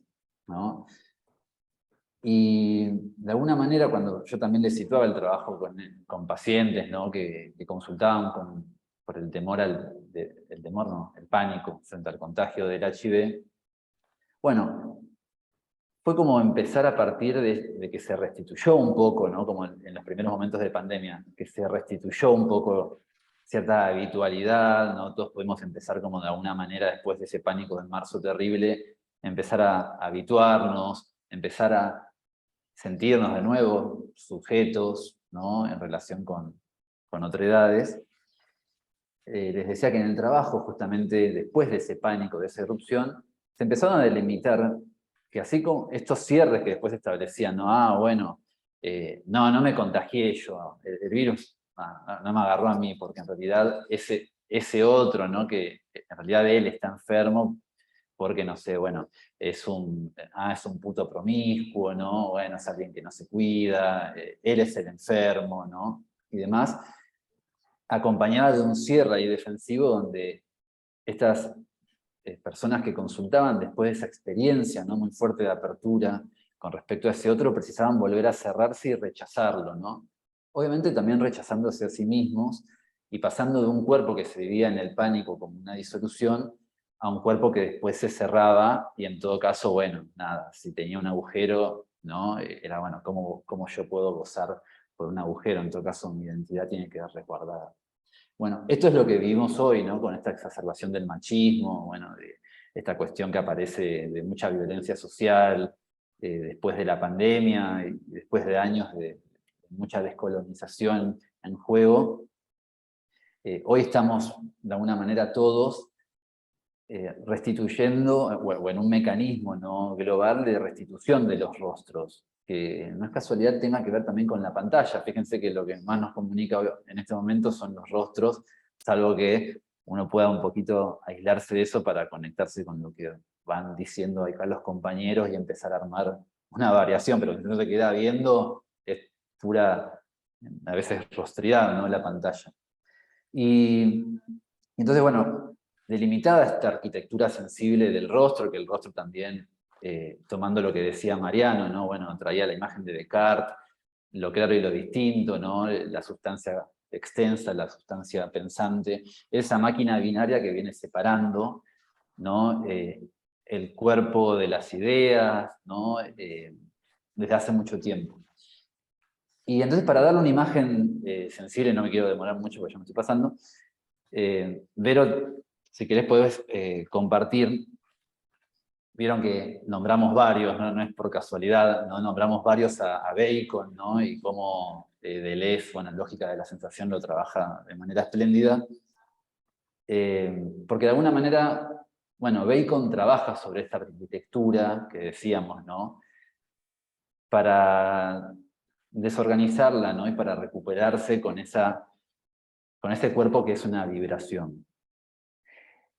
Entonces, sí, como para Deleuze y Guattari, el rostro, ¿no? En realidad lo que hace es armar una mentalidad que responde a las significaciones dominantes, ¿no? Bueno, entonces tenés que ser macho, tenés que ser un individuo que acumule dólares, bueno, llámenle de todas las que se les ocurran. Bueno, Bacon opera sobre las rostridades primero para deformarlas, que es un poco lo que hacemos en la clínica, ¿no? Me gusta pensar también la clínica como algo baconiano, porque primero que en Bacon hay muchas figuras, ya no representaciones, que uno las ve y están solitarias, ¿no? Como en esto, y de alguna manera, bueno, a veces uno en la clínica, obviamente que hay clínica también grupal, pero cuando uno trabaja con un paciente, bueno, trabaja ahí como en cierto aislamiento, y sobre ese aislamiento, ¿no? Como el que vemos acá, bueno, aparece una especie de, primero de de barrido, ¿no? De lo que pueden ser las rostridades, como en este cuadro que, bueno, obviamente uno puede imaginarse, pero es difícil ubicar un rostro, y donde lo primero que tenemos que hacer, como a nivel clínico, es poder empezar a deshacerlo, ¿no? No solo para poder habilitar esa mutación sensible y no rigidizarse en las identidades, ¿no? O en las contraidentidades, ¿no? Entonces los putos, ¿no? Las mujeres, los vagos que no quieren trabajar, etc. Es empezar ahí, de alguna manera, a deformar esos rostros para hacer emerger algo, ¿no? Si podés pasar, Vero, la otra imagen, la del grito, ¿no? Para poder hacer emerger algo del grito, ¿no? Que en definitiva, el grito, ¿no? Tiene que ver con esa vibración, ¿no? Que quiere escapar del cuerpo organizado, ¿no? De esto que decíamos que son las rostridades. Ahora, fíjense que en ese grito, bueno, que ahí retratan, ¿no? al Papa en esta reversión, en esta mutación del cuadro de Velázquez. El grito es lo que, bueno, pide que el cuerpo se escape, ¿no? Y para eso el cuerpo tiene que romper también su organización, que decíamos que es esa arquitectura sensible vertical, ¿no? Entonces está la identidad y después está el cuerpo que hay que someter, el cuerpo que en todo caso hay que agujerear, como se agujerea la tierra, ¿no? Para sacarle y extraerle cosas. Y de alguna manera eso implica, ¿no? Ese devenir animal que nos revincula con ese cuerpo que escapa, ¿no? En un ladrido o en lo que sea, y que, bueno, ahora sí, volviendo, Vero, a la primera imagen, ¿no? Es ese cuerpo que se escapa y busca justamente un orificio, ¿no? Por el cual salir de sí. Como, si se acuerdan, la primera imagen aparecía, ¿no? Ese cuerpo que de alguna manera busca ese punto de fuga. Y eso también un poco trata la clínica, ¿no? Con habilitar esos puntos de vulnerabilidad, donde primero precisamos deshacer los rostros para habilitar ese cuerpo que está ahí capturado, adormecido y que clama por una vibración, ¿no? Por un atletismo que de alguna manera le permita salir de sí. Y fíjense que con ese trabajo, yo creo que ahí sí está el germen de una sensibilidad, de una mutación afectiva, porque pasamos de lo que era el pánico, ¿no? Y de la sensación insoportable de dilución, evitamos ese cierre defensivo, entonces hay que expulsar a los otros, quedarnos solos y en todo caso cuidar de no tener ningún agujero, y habilitamos alguna vulnerabilidad por la cual ya podamos escaparnos de nosotros mismos, ¿no? Y me gusta, bueno, cerrar con esa imagen hermosa, ¿no? Entre salir del pánico como sensación de disolución para pasar a algo así como más baconiano, más de la clínica, que es el salir de nosotros mismos, ¿no? El escaparse del cuerpo que busca una vibración. Bueno, que es un poquito lo que nos trae Agus, ¿no? Como pasar de la lucha contra algo, ¿no? A la lucha entre vibraciones, ¿no? Entre un cuerpo sensible y, bueno, como dice él, es una lógica de la sensación.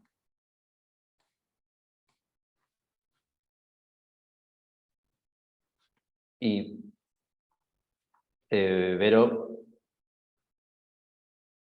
no sé si estás ahí.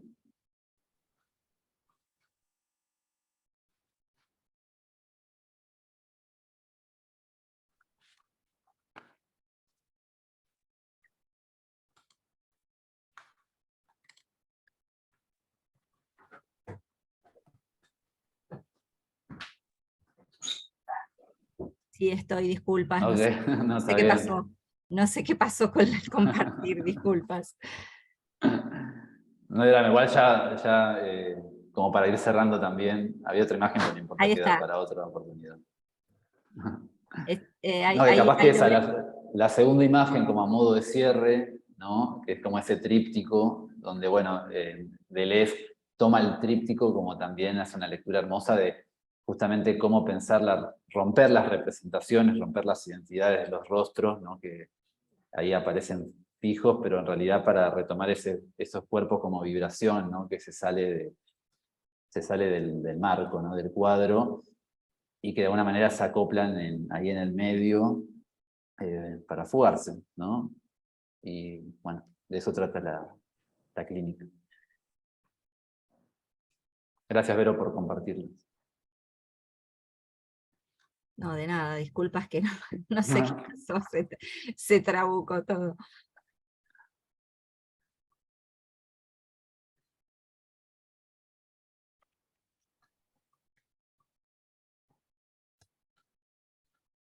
Bueno, los invitamos a un intercambio a partir de lo que a quien quiera tomar la palabra o quiera compartir algo.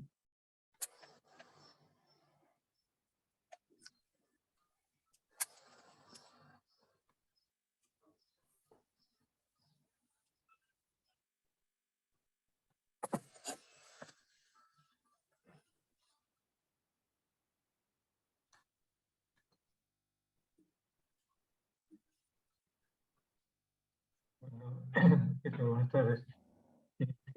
Bueno, gracias por lo que han hablado. Cada uno de ustedes. No, un comentario, pero en términos de lo que en términos de algo que es producción colectiva, ¿no? Porque si no, no se me hubiera ocurrido. Hace ya unos cuantos años, en términos de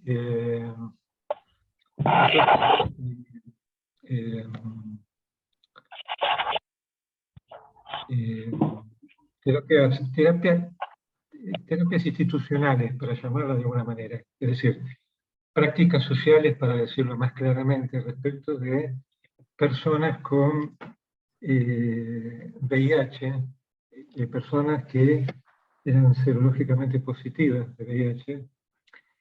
En una de las reuniones que teníamos, era un lugar donde la mayoría eran personas cuya identidad de género eran gay.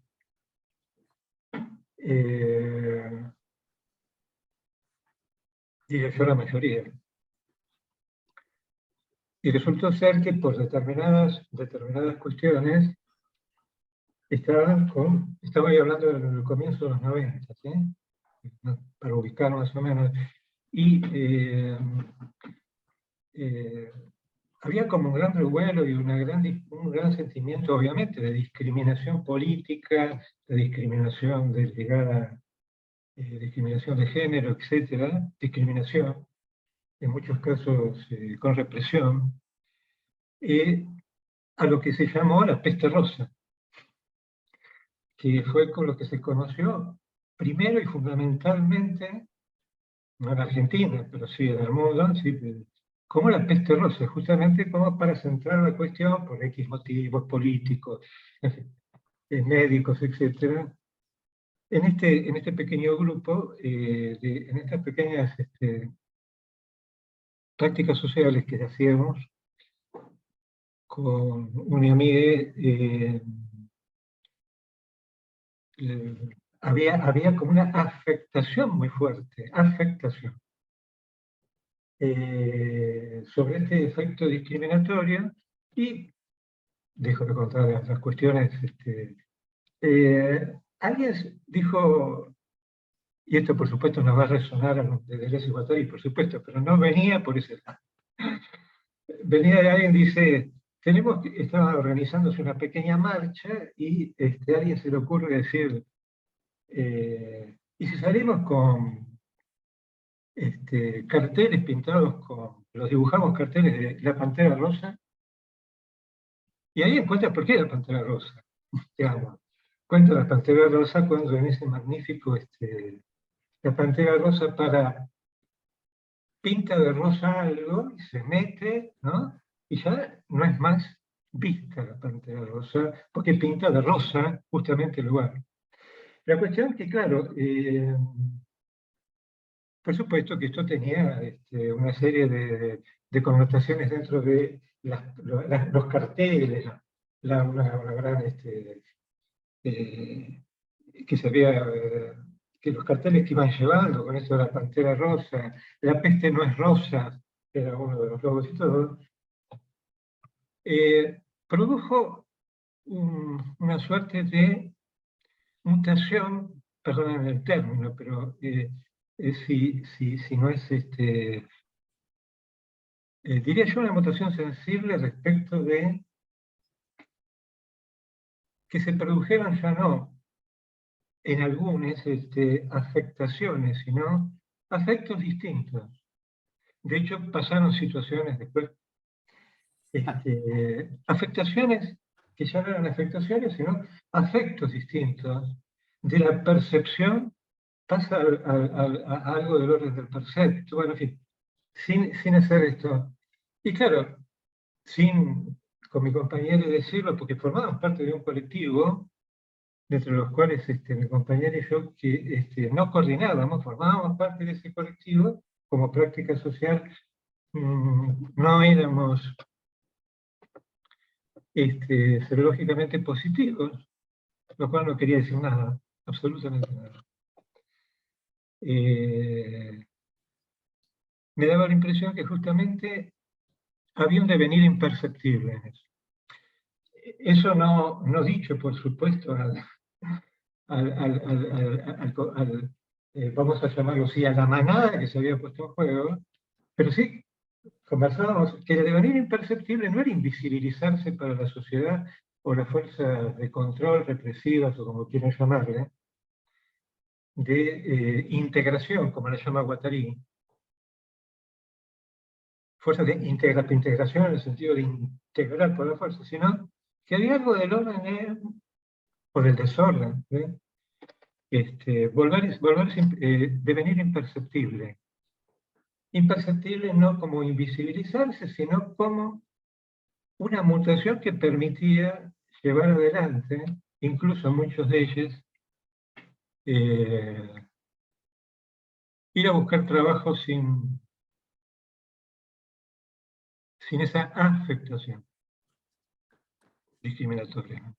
Bueno, un comentario les agradezco porque suscita y lo recuerdo en el sentido de lo actualizo gracias a ustedes que han hablado, lo que han hablado, ¿no?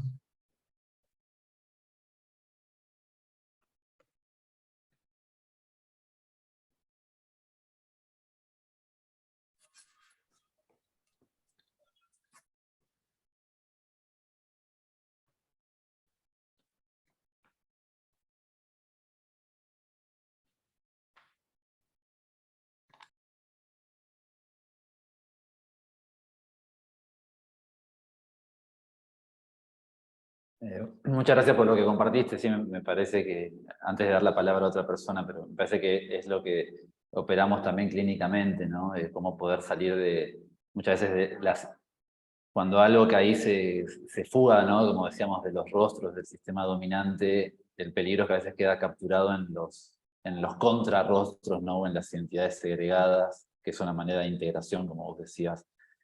Y lo importante es, bueno, cómo devenir otro, ¿no? Cómo devenir también imperceptible. Que bueno, es una práctica y de la cual nos diste cuenta. Así que bueno, muchas gracias.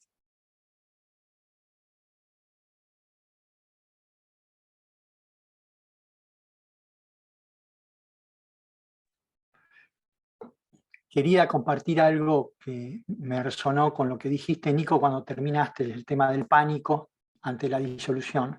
Me acordé una idea de Macedonio Fernández que dice: lo no idéntico está exento de morir. Obviamente el pánico está tratando de impedir lo inevitable de que todo cambia. Bueno, siendo un verdadero falso problema ese, diría Bersón, ¿no?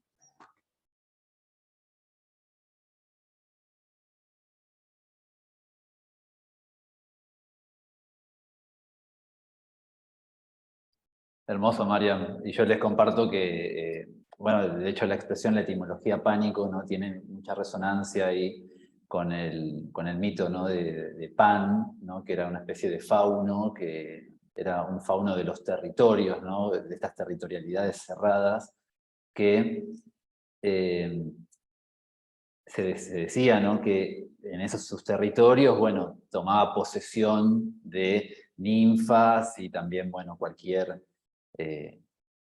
animal que anduviera por ahí, y el pánico viene, ¿no? de esa expresión de que cuando alguien quería entrar en ese territorio, sonaba, ¿no? un ruido que generaba, bueno, justamente el pánico, ¿no? Bueno, como también uno de los tantos mitos, ¿no? Que también es importante ahí, ¿no? Expresiones, ¿no? de colonización, de territorialidad y de cierre. Y que tiene que ver también con toda una imagen de la virilidad, ¿no? Tomando todo esto que decíamos, de bueno, cómo implicar ahí esa virilidad cerrada en una mutación sensible, creo que es una linda pregunta. A mí eso me hacía pensar, Nico y Mariano, y también en esto que vos decías, Norberto, ¿no? En la experiencia que trajiste en Bataille, con respecto al pánico. Porque justamente Bataille, cuando habla de la pérdida de ese borde, ¿no? Que describía hoy Nicolás, y que tiene que ver con esta cosa abismal, ¿no? Donde uno plantea el caos como esa velocidad infinita y aterradora. Eso él lo llama lo sagrado, porque justamente allí es donde antiguamente, me refiero en otras culturas, no las culturas de la colonización, de los colonizados en realidad, se ponían los dioses, ¿no? Y se construían los mitos.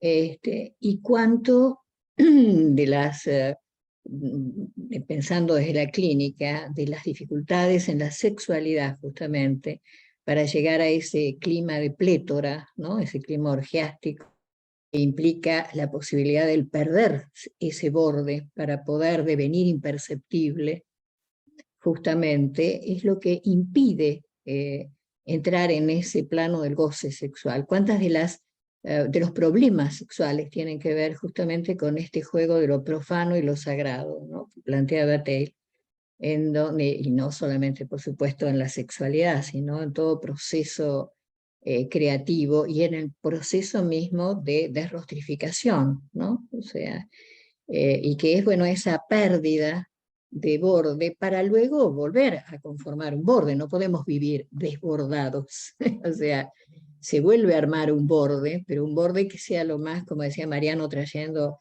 a Bergson, lo más lábil y poroso posible, ¿no?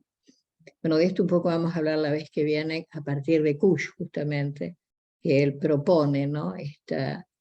Pensando en los pueblos originarios latinoamericanos o de nuestra América, mejor dicho, justamente la diferencia, ¿no? de la relación con ese borde y el pánico que genera cuando no estamos preparados a atravesarlo, ¿no?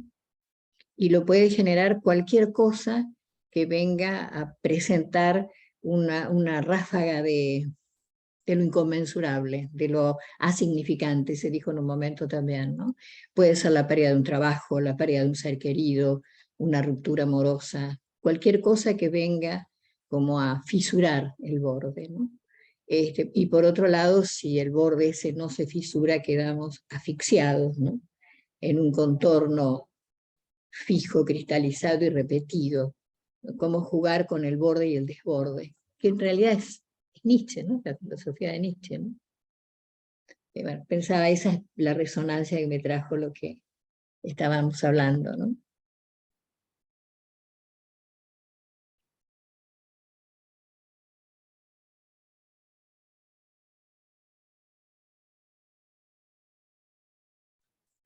Sí, a mí me hacía asociar lo que dijiste, Adriana, era una de las acepciones de la palabra sagrado, es gratuidad, porque sí, y lo relacionaba con cuando dice Nietzsche el juego, ¿no? Es el juego de los niños y los dioses, a diferencia del juego de los hombres. El juego de los hombres hay que ganar, hay un sentido claro y distinto en función de ganar. En cambio, los niños y los dioses juegan para que sigan jugando, por el juego en sí mismo, y esto es bien diferente, ¿no? El juego existencial, Mariano, ¿no? O sea, en definitiva. Sí, ese devenir niño, ¿no? Cuando él habla de los tres momentos del camello, el león y el niño, bueno, ese devenir niño, ¿no? Y es allí donde se jugaría el plano de lo sagrado para Bataille. Bataille es un gran lector de Nietzsche y de alguna manera un continuador de su pensamiento, ¿no? Uh-huh. Todo lo que se necesita para descolonizar, ¿no?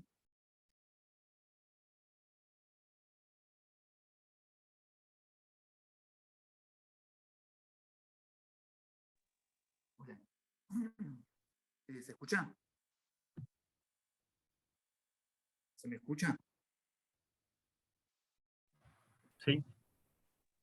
Bueno, que yo quería hacer un pequeño comentario, una resonancia a partir de lo que estuvieron diciendo, que me pareció hermoso. Algo medio personal, digamos, ¿no? Y al principio pensaba en que para descolonizar la clínica, cuánto hay que hacer con la formación, ¿no? Yo pensaba en mi propia formación y yo tomé nota de cosas que me parecieron clave de las exposiciones de hoy, me dieron como me dieron elementos para pensar experiencias que no fueron experiencias que yo tuve en la formación académica, sino a través de otro tipo de experiencias, para el trabajo con el cuerpo, disciplinas corporales, ¿no? Es por ese lado en el que yo puedo por ahí entender cosas que zarpadas, que dijeron que me parecieron muy interesantes para, como, vamos a decir así, llevar a la práctica, podría ser. Yo no sé si esto es posible de ser formado, no sé si esto tampoco se puede plantear como una formación, pero bueno, digo, la noción de esfuerzo y dejarse afectar, esa diferencia, ¿no? Y cómo eso predispone al cuerpo de una manera totalmente distinta. Eso me pareció, me encantó. Bueno, el walk about, esta expresión, digamos, del colonizador sobre la errancia, sobre el cuerpo que está como aparentemente perdido o algo así. Otra expresión que me encantó fue esto, lo de velocidad infinita, otra cosa como muy corporal. La de la función testigo, eso me pareció también muy interesante. Me parece que clínicamente es súper potente. Yo no sé si entendí mal, pero el compañero después habló de otra función testigo, pero no entendí bien si dijo testigo rítmico, ¿puede ser? Testigo rítmico. Sí, testigo rítmico. Eso me pareció, esta cuestión, esta relación de esa función, de algo que está como pudiendo observar al que observa en relación al ritmo, eso me pareció una cosa muy, muy interesante. Y bueno, después la frase esta que es para hacer un cuadrito, ¿no? El resonante no juzga, vibra, eso me la llevo en el corazón. Nada, esas eran mis resonancias, gracias. Muy linda la experiencia.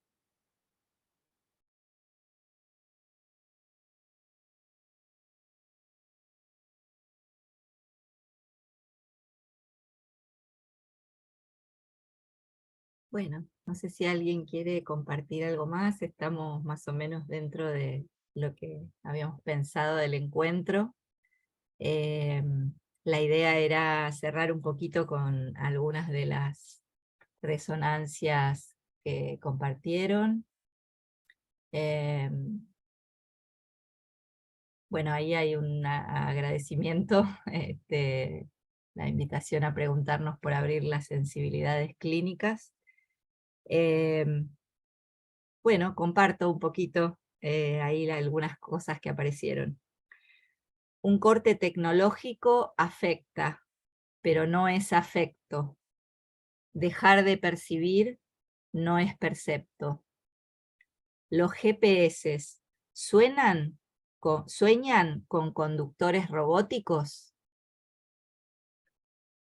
¿Cómo creamos laboratorios para cultivar sueños? Abrir lo inercial, los hábitos, al caos de lo perro, es descolonizarnos. Devenir animal. El resonante no juzga, vibra. ¿Cómo somos cuando vibramos? Desconectar el mapa y tomar contacto con el territorio. Primera condición para un proceso de mutación sensible. Vibra al oído un ladrido vecino. Gracias.